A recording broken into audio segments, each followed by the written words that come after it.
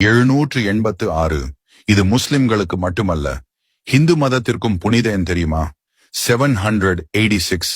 இந்த எண்ணை பார்த்தவுடன் பலருக்கும் இஸ்லாம் மதம்தான் நினைவுக்கு வரும். ஆனால் இந்த எண் இந்து மதத்திலும் ஒரு புனிதமான மற்றும் ராசியான எண் என்பது உங்களுக்கு தெரியுமா? வாருங்கள், அதை பற்றி விரிவாக பார்ப்போம்.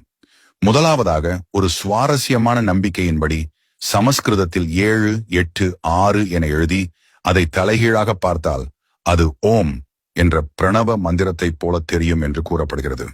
இரண்டாவதாக, இந்த எண் நம் மும்மூர்த்திகளை குறிப்பதாகவும் ஒரு நம்பிக்கை உண்டு.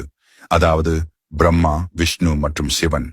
இதில் எண் 7 பிரம்மாவையும் 8 விஷ்ணுவையும் 6 சிவனையும் குறிக்கிறது. அது எப்படி என்கிறீர்களா?